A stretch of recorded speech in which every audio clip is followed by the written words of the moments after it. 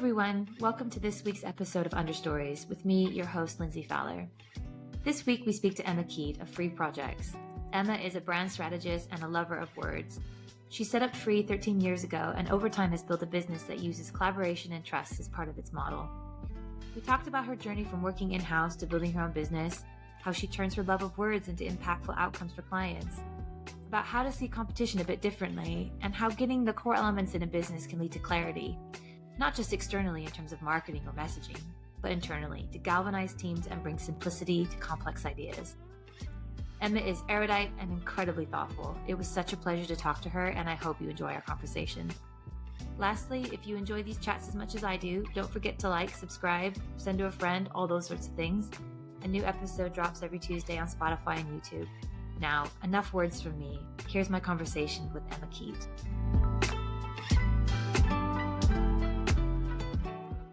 Emma, so it's so nice to have you here. Thank you for coming on Understories. It's so great. Can you tell me a little bit more about Free Projects and how you got started? Yeah, I started out as Free. So that was to celebrate my escape from a full-time job in full-time employment. And gradually, because I needed a domain name, it became Free Projects. And I've kind of embraced that now because I think it puts more of an emphasis on the clients and the project that we're working on together rather than just Free as a kind of general approach to everything. I think it implies more that each project has a kind of unique set of circumstances that we work within. Well, actually, why don't you explain some of the projects that you work on? Because obviously this is more about design and architecture from our side, but you do something slightly different. I mean, I think you could probably split up the work that I do into three bits. So around 30% of it is brand strategy, and that tends to be with architects or people in the built environment. But actually, I've expanded a little bit beyond that just recently. 30% is content. So that's normally websites. It can be other kinds of content though, which can range from events through to books to brochures. And then the final 30% is proper book editing.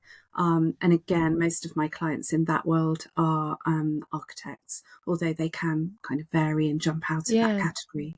But the final magical 10% is slightly more freestyle stuff. Just recently, that's involved some research and looking into the history of my neighbourhood and developing walks and events around that. Fantastic. Yeah, quite broad, but words are the things that link them.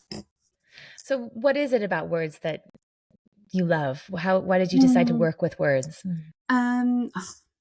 Well, I think I've always been into words and kind of games with words, and but I studied German, and anyone who is German or knows German knows what a fine language it is for making big, enormous compound words that can describe very beautifully very specific concepts. So I think, a love of German language and literature has definitely kind of fueled that interest in words.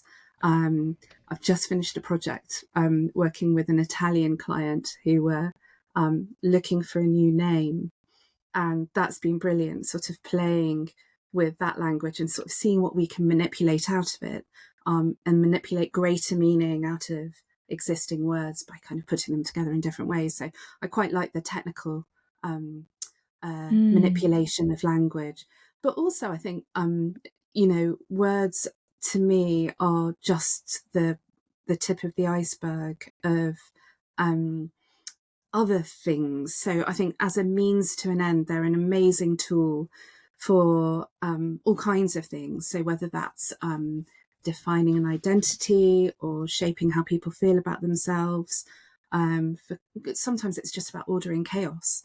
It's about taking the thoughts of many, many people and putting them together to kind of create a shared script or a way of thinking that can help them be a little bit more specific about themselves or sell themselves. I mean, at the end of the day, all of this stuff, it's marketing, really. Exactly.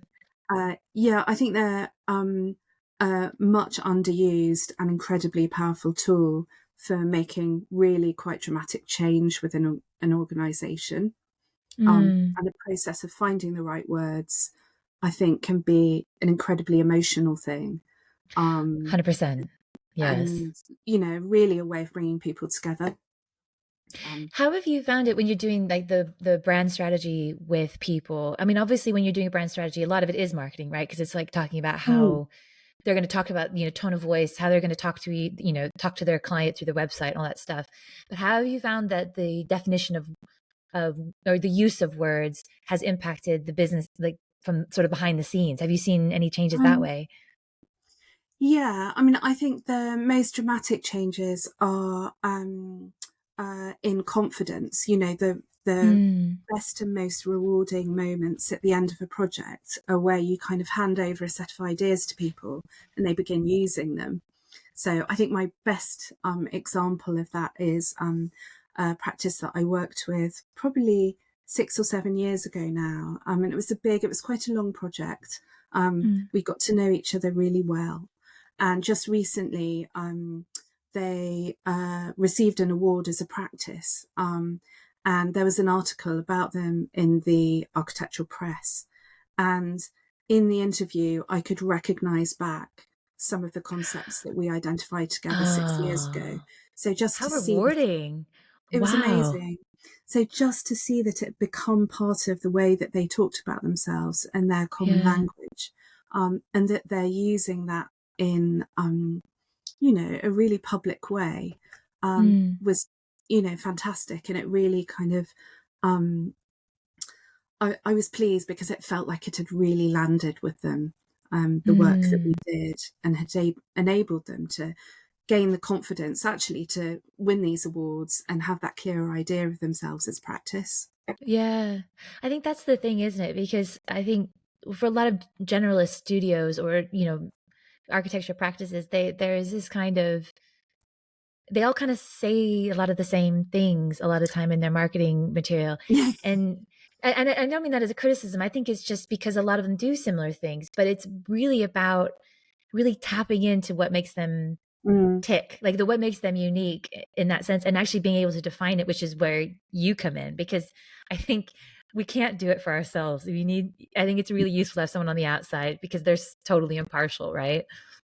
Yeah, and I think you also have to have someone who has the who you enable to ask why, and sometimes that Yeah. has to be someone from outside, because you know, if you're internal, you can't always push it in that slightly childlike way. We've all been there with children when they like, but why? Yeah. So if somebody talks in very broad terms about, I wish I had £1 for every time someone's asked me for a new word for collaboration.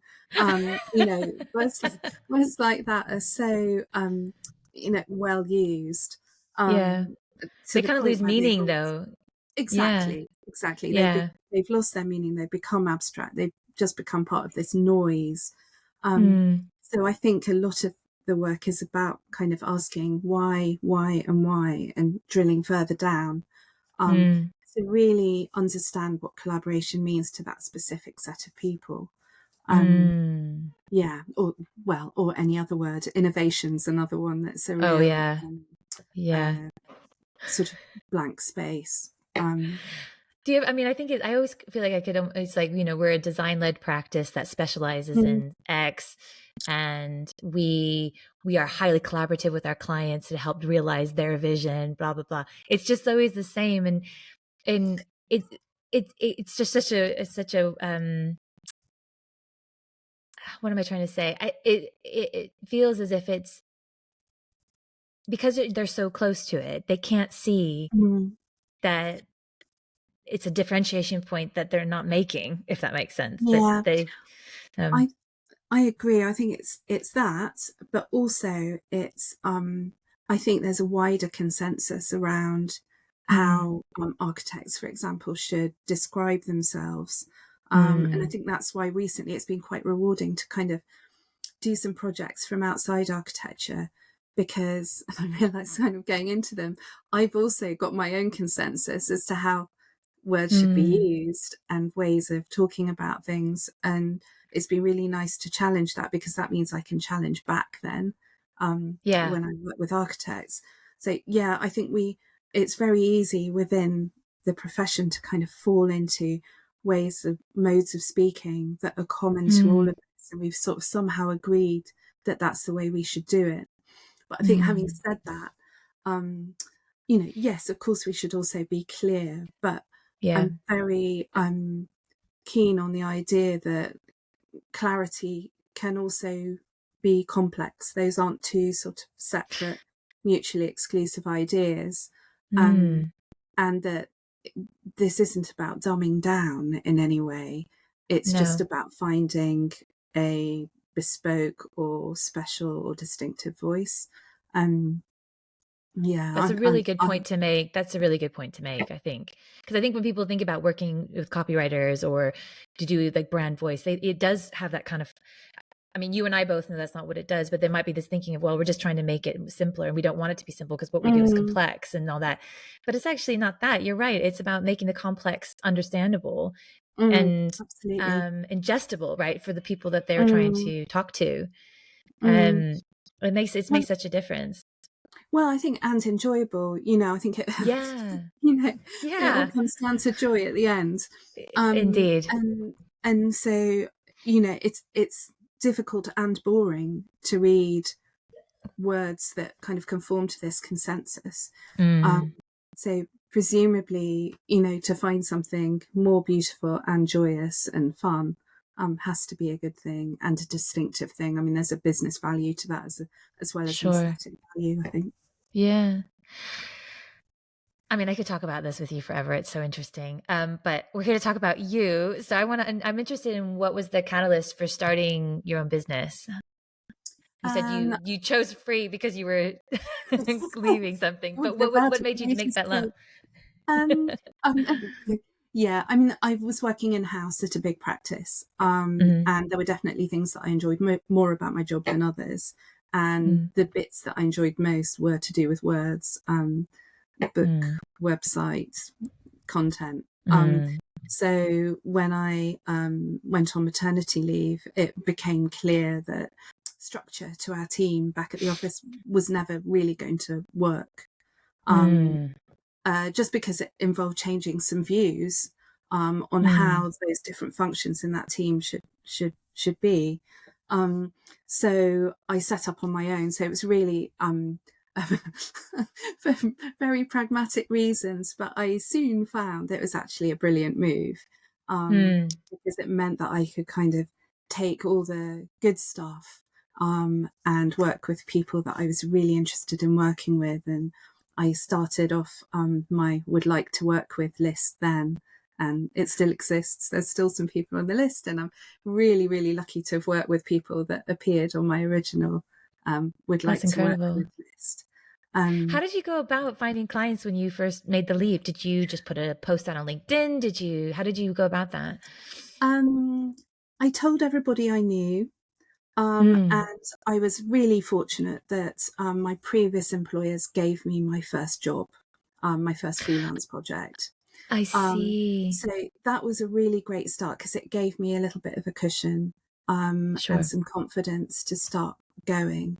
And it's built really organically since then. I don't think I'm a good business model. Why do you say that? Because I've never really had a particularly scientific business model. It's been a bit serendipitous how works come. But I think the one thing that underpins all of it is the fact that my network has been brilliant. And I think the only thing that I'm very strict with myself with is that I try and make every project as good as possible, because I know that will be what I'll be judged on. Right. So it's very, very important to always deliver and be very, to give my clients confidence in the fact that I'll deliver. So I think that's the only real, so if there's any structure to the business model and to kind of finding new clients, it's all about just delivering it as well as I can, and being very honest about what I can and can't do. But I think the other thing which I've been really surprised about is that rather than taking work away from me, my competitors are actually there to be embraced. Oh, yeah. Can you say more about that? That's a really interesting thing to say. Yeah, and this is something that I really hadn't anticipated at all. And that was the fact that these competitors, not only are they potentially referrers, if they're given work that isn't right for them or they can't manage to do, potentially they can refer it to me, and obviously vice versa as well. Yeah. They're also potential collaborators, Yeah. because often it's just so lovely to have somebody there to bounce ideas off. That's the thing Yeah. I really miss about being in practice. Yeah. And then finally, they're also kind of amazing emotional support as well when you need it.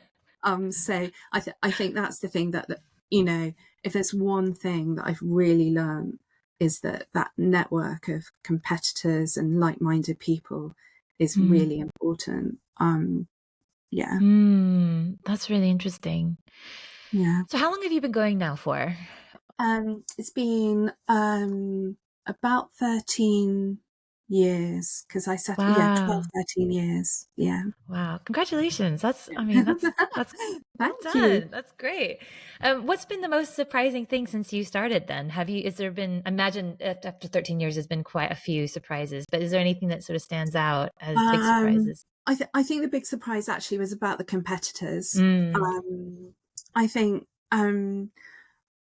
one of the other surprises I think has been just this realization that, having started thinking that words were an interesting thing, to discover what a powerful thing they've been, I think has been my biggest surprise. So just the fact that the process of getting to know people as part of a branding project or a new website or a book, how emotional it can be. And Yes. I hadn't really expected that. You know, I mean, there have been tears at times, but for kind of really deep and searching reasons. So, yeah, I think the fact that this job, which seems a little bit lightweight in some ways, you know, it's marketing, it's kind of imaginative and creative, can actually be really searching and really emotional. So I think that would probably be the big The surprise. big surprise. Oh Mm, yeah. Oh yeah. yeah. I think I was talking to someone about this the other day about how, there's the I think it's specific for creative entrepreneurs in that sense. I think there's so much emotion tied up in it, Mm, more than I think that we might realize, because it's a reflection of us, isn't it? It's a reflection yeah. of our creative output. And so to put it out there, it really, you to get it right is really emotional, because it's like touching the kind of core elements of who we are. Mm, But it feels very strange um to say that, as you're right, because it is marketing in some ways. It is like, but I kind of push back a little bit in that it isn't just purely marketing, right? Because it's like, it's the core parts of the business, right? We've talked about this before. Is like the mm, core parts of the business are the elements that bring people together, yeah. that galvanize. Yeah, I mean that's really interesting. I remember having a conversation with one of my competitor stroke collaborators, Collaborators. and I said something like, this job is all about translation.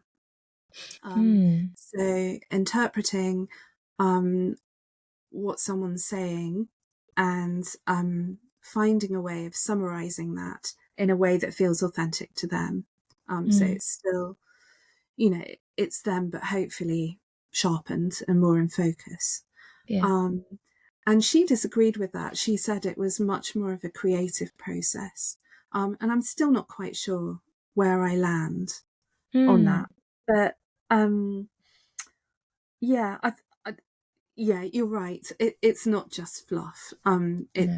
It's always, you know, I hope that everything that I do is traceable back to some kind of change that's desired in the business. whether that's about a kind of coming of age of a business and when they feel they need to communicate themselves in a different way, or whether it's right at the beginnings of the startup stage, or whether it's much later on when there's much more work to be done about being relevant and trying to bring, possibly at that stage, a much bigger group of people together around a single idea. So yeah, I think it has to always be traceable back to some sort of business requirement. That's interesting. So for you, what are the core things about your own business that you use to put out into the world then? The way I talk about my business. Yeah. Okay. Yeah. How do you use words for yourself? I mean, I love your website, by the way. I love the combination of like what you do for who you do it and how they kind of overlap. It's very evocative, actually, what you've done. Is that my new website? Yes. Oh my gosh. Yeah, well, this one, actually, it's a good question to ask because it's really sort of very high in my mind at the moment because of this new website that I've been making. And it was quite a struggle to do it. So really? I brought in a brand strategist to help me. I mean, we're too close to our own businesses. You can't, it's hard to do it for yourself. I mean, yeah, we do. And luckily I found it in Sam from Studio 91. And they were so great at sort of extracting what I wanted to do and translating it back to me and doing all the things I hope I do with other people. And they really, I think they did a really simple thing, actually. They put together a kind of mosaic of websites from people in my same field.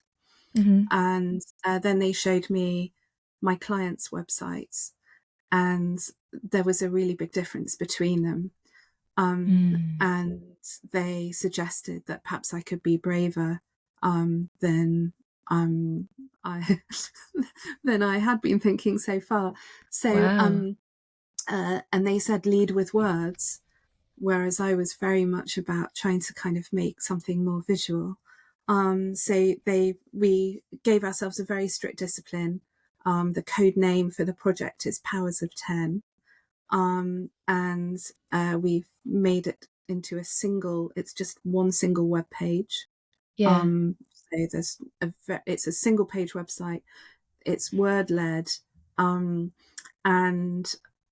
we've tried in these Powers of 10 to kind of identify different aspects of the work. So it starts off by talking about all the different things that words do, all the different aspects to who my clients are. So they're not just architects, they might be adventurers or change makers or activists. I've narrowed it down to 10 projects in my portfolio, which has been awful. And then I've got 10 manifesto points, and that's it. Okay.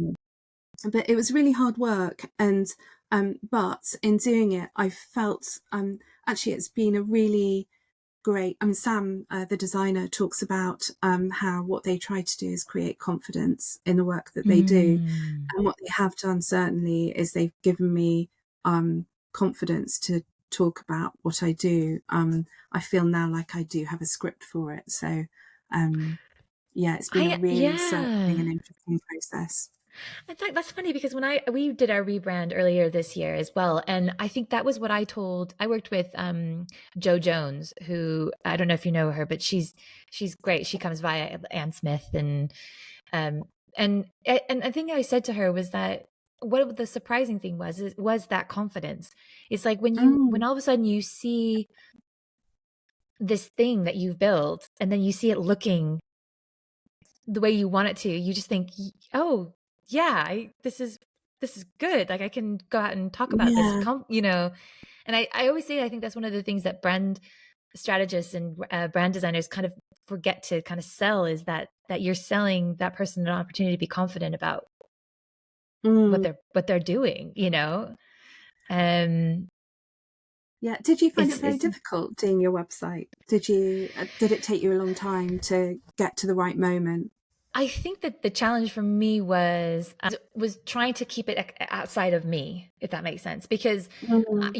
it's not just me anymore, and also it's the desire is to grow, right? I don't want to and to scale eventually over time. So the desire is to keep it really really small. So how do you build a brand for something that in that trajectory, but also make it keep it slightly at arm's distance as the founder, which is always really hard. um, but I have a colleague that works with me now, and I brought her along on the branding process and took her input on it. So Mm. it was more of a reflection of both of us than just me. But I think that keeping that sort of at arm's distance was actually not even arm's distance, maybe like half a finger's distance. Yeah. It's like it made it a little bit easier to kind of be objective about it. That's I think what I'm trying to Mm. say. Mm. But I mean, I I worked with think. someone to help me on that, and keep Mm. get that storytelling properly done. So It's interesting though what you say about this distance, because I feel that I can really recognise that, since the website's only been up for about a week or so. But mm, even though it's all mine, and you know I think that they've done such a brilliant job on kind of taking my brief and making it into something, I do feel like that's business me, and it's something yeah, slightly different from actual me, but that's yeah, probably a good thing. yeah. Has it? I mean, well, I guess it kind of leads into another question: is the plan always to just stay, not just stay, but just keep it as you? And or is there any? Do you have any plans for expansion beyond Yeah. that? Um, I think it is just me.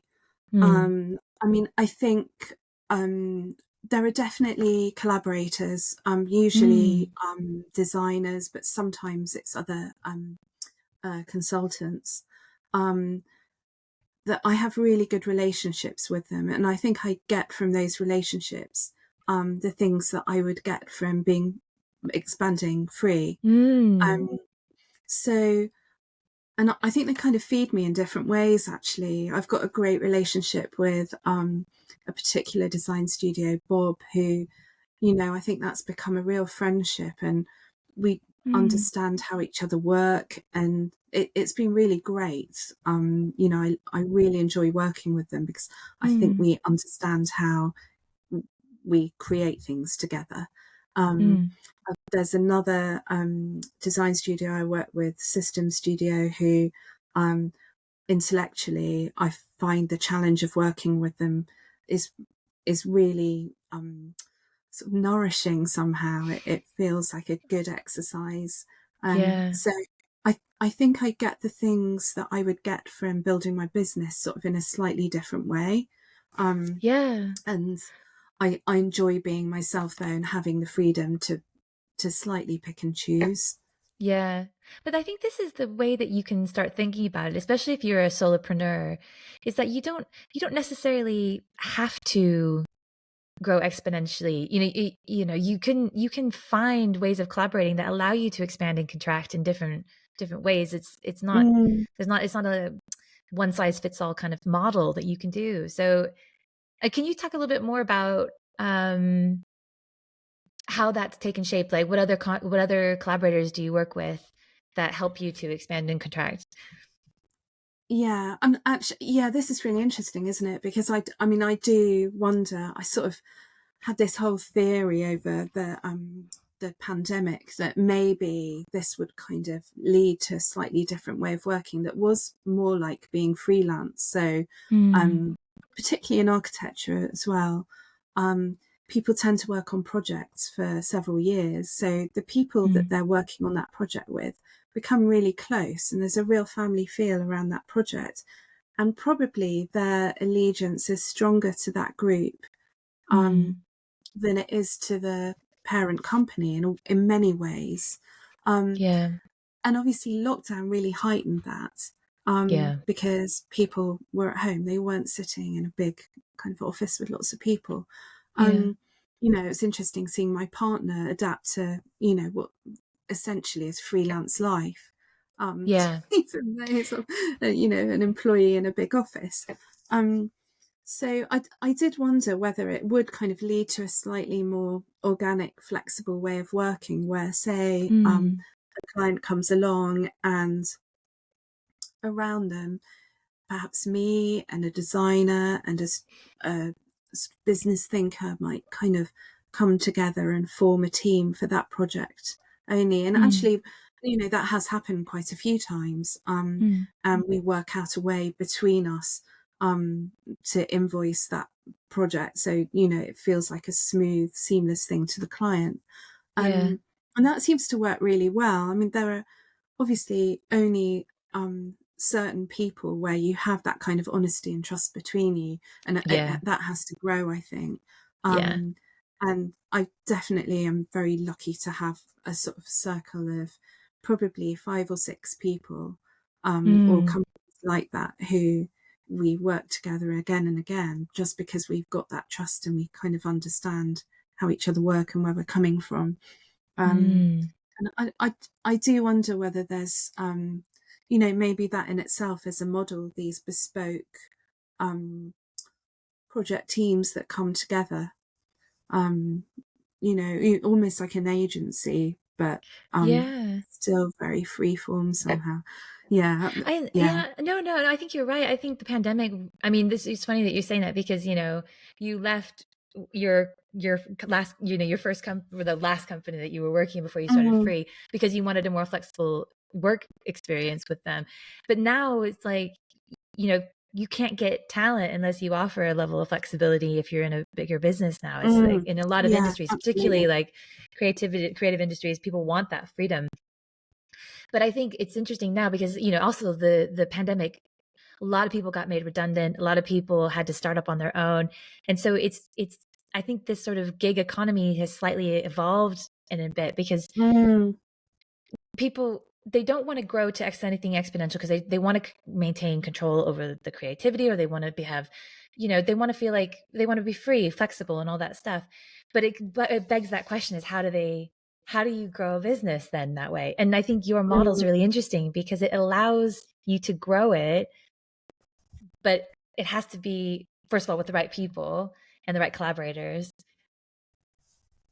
But just a different way of working, and it gives more opportunity for people to I kind of see it as like Mm. concentric circles working in different ways, right? Like over different Yeah. overlaps and things like that.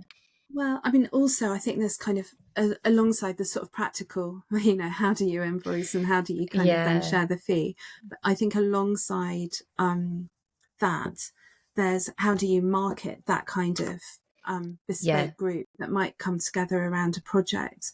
I think the Yeah. client is then having to perhaps rely on one person in that group to kind of configure Mm. the right group of people Yeah. around the project.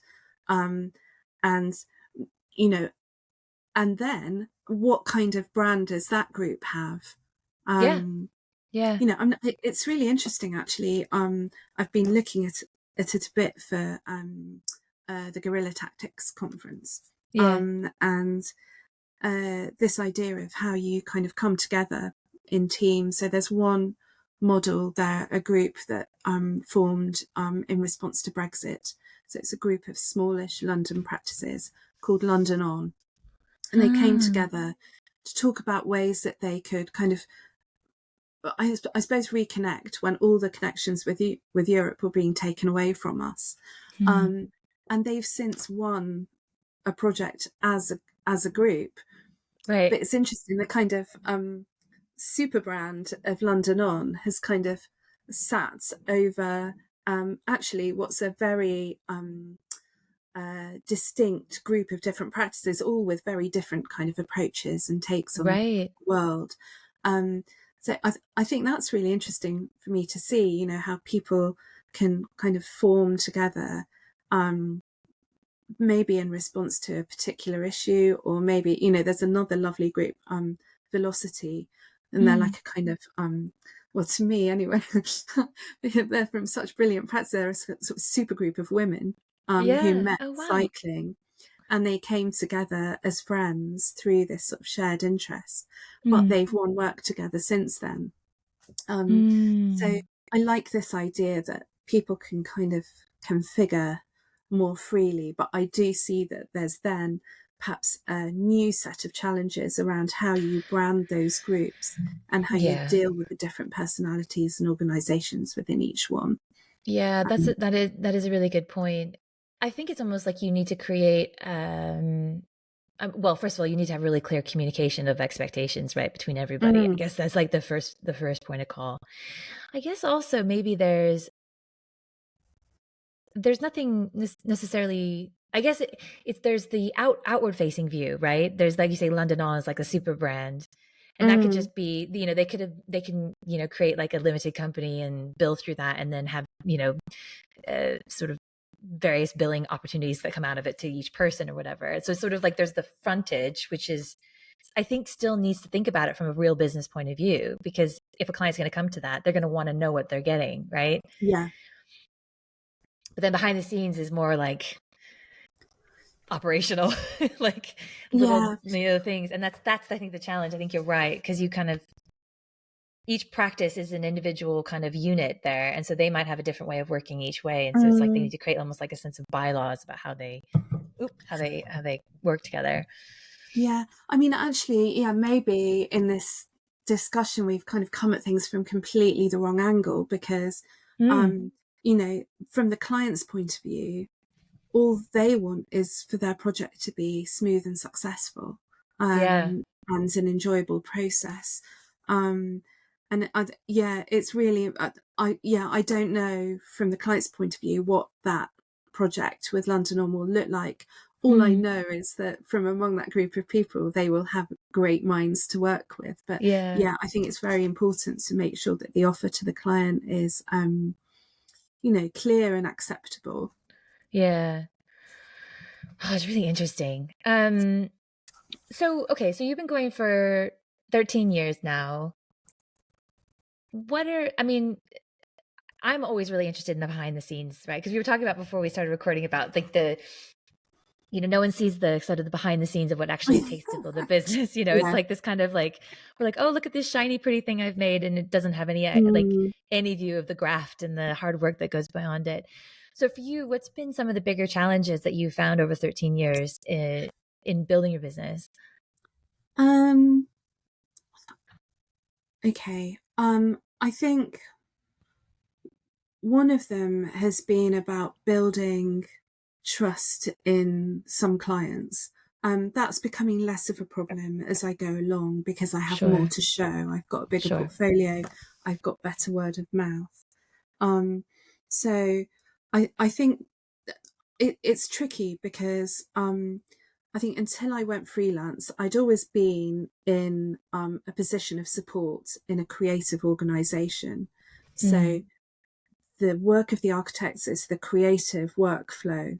And as a marketing person, however creative, I was there to support them. mm, So non-fee earner, which brings its own challenges, I think, and yeah. maybe created a bit of a chip on my shoulder. Oh, Um, I have the same chip. Don't worry.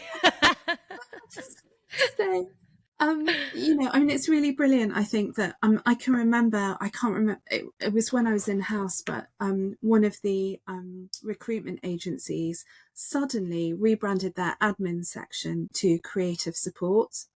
And I've always really loved that. I really, admired them for that gesture because I think it recognized that not only did they support the creative process, but these people in themselves creatively supported the creative Yes. process. Yes. And I think there's a lot of people working in these support roles who aren't recognized for the creativity that they bring to it.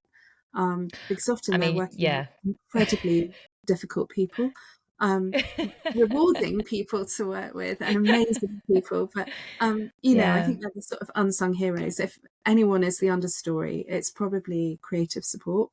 Um, That's interesting. Yeah. so, I mean, I think for me personally, it's been able to get to a place where I don't have to work quite so hard at building that trust. And, Yeah. it's really lovely when I'm with a client and I'm able to surprise them um, with something that they hadn't quite expected. Yeah. Um, And for them to, there's often a moment where they recognize me as a creative person as well. And from then on, it's much more of an equal relationship.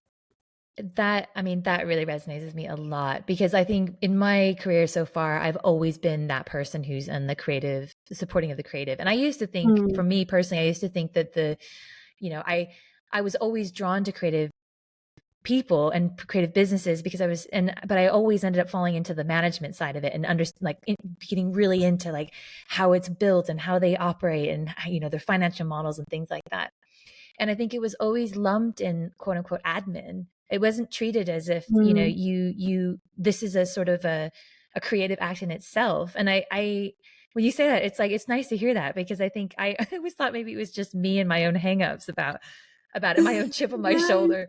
But it's true. I think there's a lot of people, but I also think that there is a connotation within the industry that sometimes they assume that people who do what we do isn't as creative. And so it's kind of lumped separately. And I think when you said about there's a point where they realize that you are as creative or just as creative with them, there's like a sort of a mutual respect, and the sort of the equilibrium shifts a bit. It's less about supporting them, it's more about collaborating, right? To use our word that doesn't mean anything anymore. Although I do think there is a really important flip side to that, the chip on the shoulder, and that is that I don't think as a consultant I should ever go in with arrogance that they will adapt the way they do things to my profession. It's very important, I think, if you're working alongside a fee earner of whatever kind, that you really try and understand their business. You're not coming along to kind of whitewash your process onto them. It's to you to understand them and to give them what they need to enable them to follow their process. Completely. And, I think that's where it comes a bit unstuck, actually, where the support doesn't fully recognize the need to be engaged in the purpose of the business. I'm not saying we all have to learn to be architects or lawyers or engineers or whoever we're working with, but I think we have to recognize what the purpose of the business is. If it's an architect, we're there to design and deliver buildings. We're not there to spend all our days on a marketing plan. No. But then I guess the flip side of that is that they have to also let that happen. Do you know what I mean? So and that's where you get into that sticky thing where I'm trying to think how to say this slightly delicately, but if you're working with people at a certain level, there is a sort of I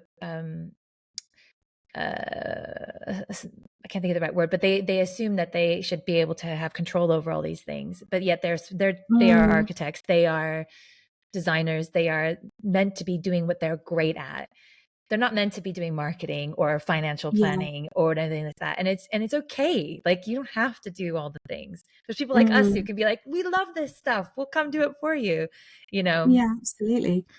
But it is true. It's being around, but I think there's something so magical about being in that role and seeing the fruits of our collective effort come out with finished projects that we're all proud of. And I think that's worth remembering, is that the people who are in the creative support roles feel like these are their projects too, because they've been there to see them through to fruition, I guess. So I'm with you on that. So we worked with a practice called Haptic on a book. And unlike many practices, they, instead of having a focus on their portfolio, they decided they wanted to, what they called, open the kitchen drawer and look at the workings of practice and what they did. And one of the things that came up, which really stuck with me, was that they were trying to get to this point where they could be 70% architect. So this is the founders of the business, because gradually, as the practice had grown, they were finding less and less time to be an architect, which was what they were there for. And there was quite a big discussion around this moment of emergence or success as a practice, where you have to start bringing people on board, the Yeah. creative support, and how that can enable you to still be 70% architect. And Yeah. I thought it was a really lovely way of thinking about it. I mean, I do know other practices who have got very big, where some of the founders have had to step away completely from design work, Yeah. Yeah. and take on different roles. But I think as long as there's an honesty about expectation connected Yeah. with that, then I think that's fine. Um, Yeah. Yeah. I mean, yeah, some end up finding out that they find the running of the business a more creative act than the actual doing the architecture. And that's fine too. It's not, it's, but then others were like, no, I really don't want to do this anymore. So I'm just not going to, I'm going to be an architect 70% of yeah, the time. And then, yeah, I think it always comes down to, yeah, I think you're right. It's the honesty around the role of the founder and how they decide that they want to pursue their practice further and how they want to go into it. So no, yeah, it's an interesting challenge though, I think, because, you start a business because you want to do the creative act. And then all of a sudden you're 10, 15 years in and you're like, God, yeah. I just don't want to look at any more spreadsheets and I don't care about like profitability. I just want to do cool work. Mm. So That's a funny thing, though, isn't it? This sort of, often in big practices, and less so now, thank goodness. But mm, that there's a lot of shouldering each other out of the way to try and kind of mm, move forward through the practice. Um, mm, and I think it's a great shame that actually brings you to a much less creative place. And mm. our measure of success tends to have been about how uncreative you can become as you sort of rise through the ranks. But that's somehow dressed up as being really creative. And Mm. yeah, I wonder if, well, I often wonder, maybe I don't know, maybe it's a feminist thing, whether our measures of success are really quite right. Mm. I mean, I think that's what's really interesting about B Corp, and the B Corp Mm. movement, um, Yeah. that, can you transform your business so it's a force for good and you're Mm. not driving it through the traditional kind of profit model? Yeah. It's thinking about it from a much more holistic point of view, isn't it? Mm, And yeah, I yeah, it's a difficult one. I mean, I think more and more practices. Well, I mean, any business has the opportunity to to to build itself around what like something bigger than just the output. They can create something mm, that actually has, and I'm not saying that every business has to like go out and pretend that they're like there to save the world. I'm not talking about that kind of Pollyanna-ish sort of way, but it's like, if you're going to do a business, you need to do it for a reason, right? So mm, being clear on that is, I mean, we've talked about this before, but it's like, why are you doing this? Because if it is yeah. just to just like, build projects and stuff like that, but then what's going on underneath that? Is it, what's the legacy that you Mm. want to lead, and all that kind of stuff. So Yeah, yeah. you're right. I mean, it's what this map looks like, over time. Yeah. Where is this Yeah. arc taking you? Um, Yeah. how are you measuring that? Is that in the size of your practice or the scale of the projects you do? Is it your Yeah. profitability or your social impact or the Yeah. happiness of your staff or clients? I Yeah. think all of those things are completely valid. Yeah. You can be one person and score really highly on your sort of personal y-axis, Yeah. um, Yeah. without growing in number at all. No, exactly. But I think it comes back to the intention, right? And Yeah. knowing how you're showing up actually for the project. So yes, Mm, collaborate with people who are aligned in values and approach, and there's a lot of trust between you, and then that can keep you as a one person band if you want to, but you actually get to expand in a much more sustainable way. So no, it's super interesting. Some final questions for you, so I don't keep you on for all time. How do you balance creativity and business for you? okay, this is a question that I really had to think about. Um, And I think it goes back to this idea of not having a particularly good business model myself. So, I think you do yourself an injustice that way. It's just a different business model. It doesn't yeah, mean it's good or but bad. I think actually, if I was to sort of turn it round a bit, I mean, I know it feels like a bit of a game with words, but I think I find my commercial edge by being creative, if you see what I mean. So Yeah. creative is my means to being commercial. Yeah, It I get goes that. back to that idea of kind of, delivering projects and, sometimes it's a bit about holding your nerve as well, Mm, around a creative idea, and really pushing yourself to have the confidence to take that creative idea back to your client or to question them perhaps when you feel like it isn't going quite how you think it ought to. yeah. So yeah, I think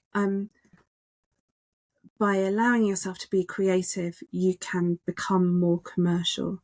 But I also completely acknowledge that in some perhaps more corporate Mm, environments, my approach wouldn't necessarily work, or it might feel risky.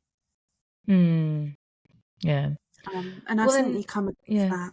Um, you know, in the last 6 months or so, I was pitching for some work with quite a corporate organisation, and I thought I really had something, valuable to bring to it.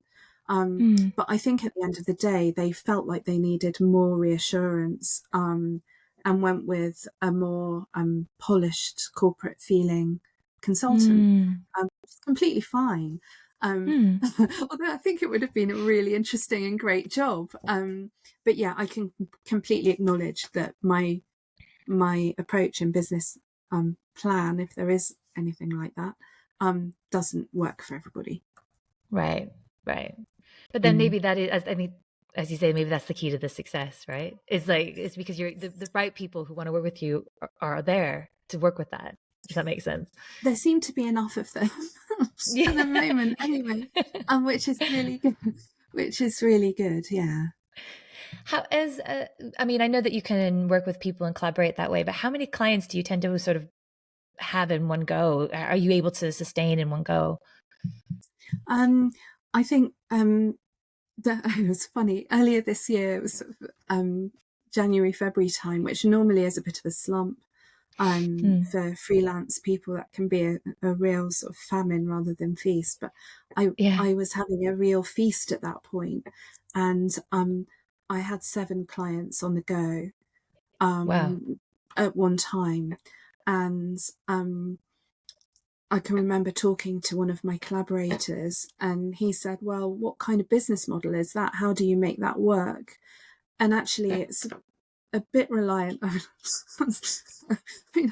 It's a bit reliant on people taking a long time to get back to me about things, which is enabling me to juggle things, and kind of carry on quite well. But no, I do think that was too many, and I think to have the headspace to be able to really think carefully and Mm. imaginatively about um, clients and projects, 4 or 5 Mm. at any one time.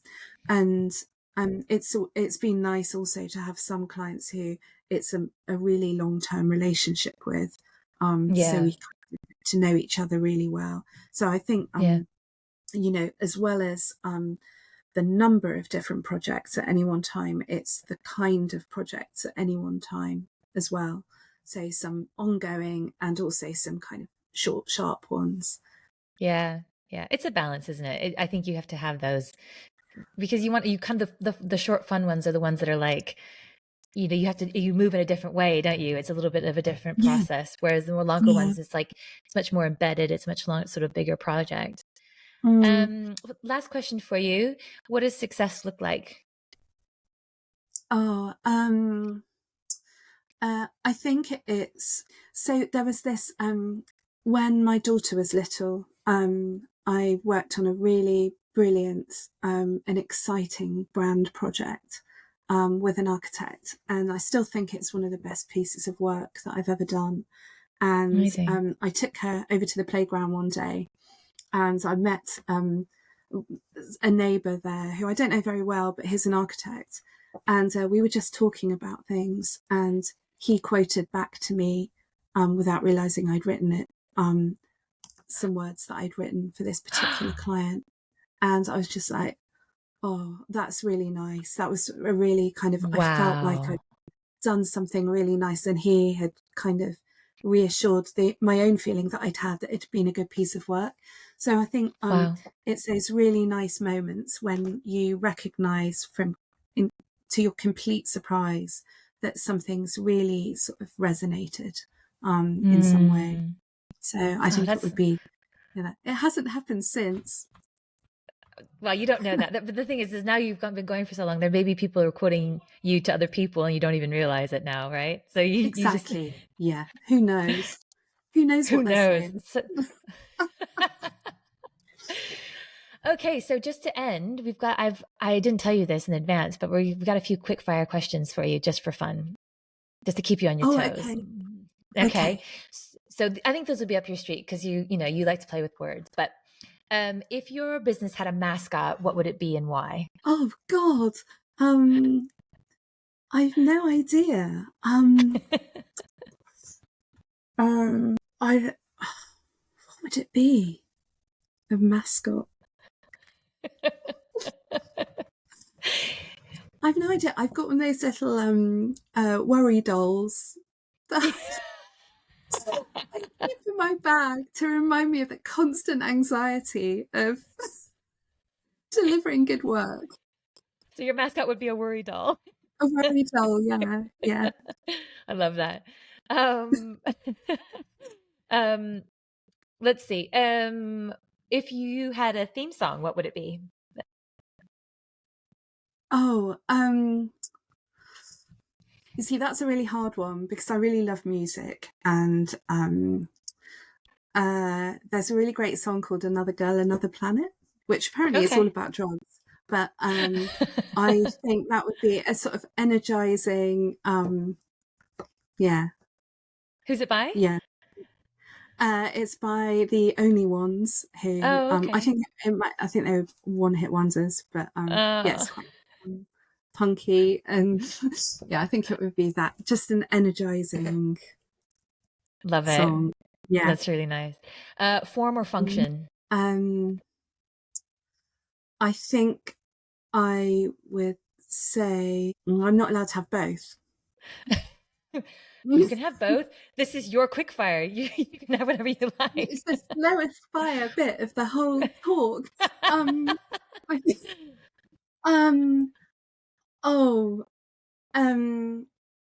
I think form, actually, because simply because I believe that can also be functional.